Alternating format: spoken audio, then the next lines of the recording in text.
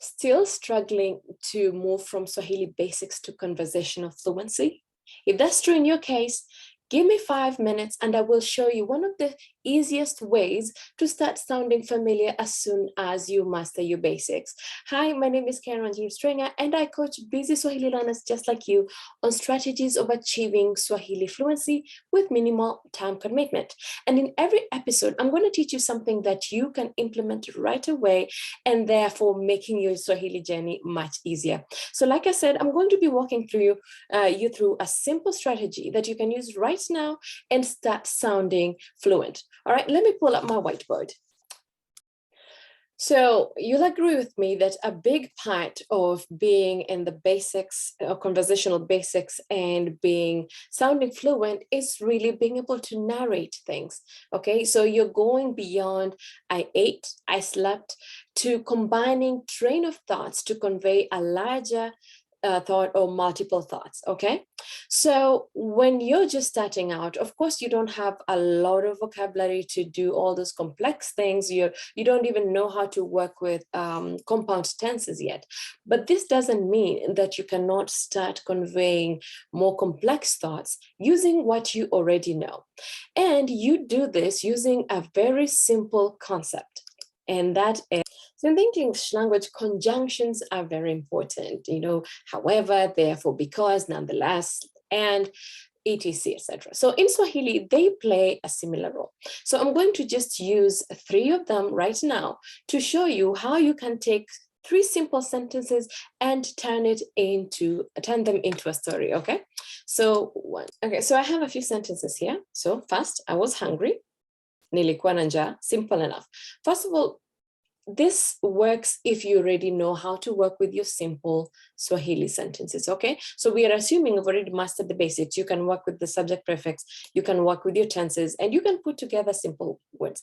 If you cannot do this yet, I recommend that you learn how to do this first, then utilize this trick. So I cooked, nilipika. I did not eat, sikula. The food was bad, chakula kilikuwa kibaya. Now, this is just a set of disjointed sentences. Now I'm going to show you how you can turn this into a narrative, into a more complex story that will help you sound fluent because you're conveying a complicated thought. Okay. So here I have a paragraph. Nilikuwa na njaa, sentence 1. Kwa hiyo, therefore, nilipika chakula. Therefore, I cooked. Hata hivyo, sikula. Nonetheless, I did not eat kwa sababu chakula kilikuwa kibaya. So maybe you're telling somebody about your day. You're like, nilikuwa na njaa, kwa hiyo nilipika chakula. Hata hivyo, sikula kwa sababu chakula kilikuwa kibaya. So we have taken that set of sentences that were not related, and if you were just to say them out loud, you would be like, oh, okay, maybe somebody's learning Swahili. But if you put them together like this, then all of a sudden you sound like you know what you're doing. So for instance, in this case, I simply used kwa hiyo. You can say kwa hivyo or kwa hiyo, therefore, and then hata hivyo, nonetheless, or let's say however, and then you say kwa sababu, because.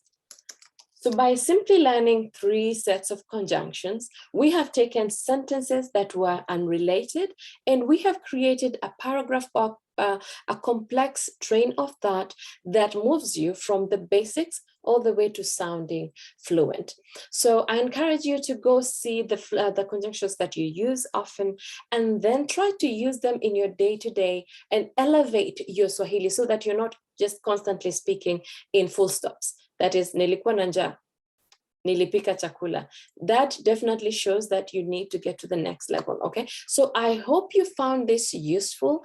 And if you would like to learn more concepts like this, I do offer on-demand courses for just $7 a month, and you get access to quality courses like this that will help you move to the next level. I do hope to see you in the next one. And like I promised, every single episode I teach you something that you can implement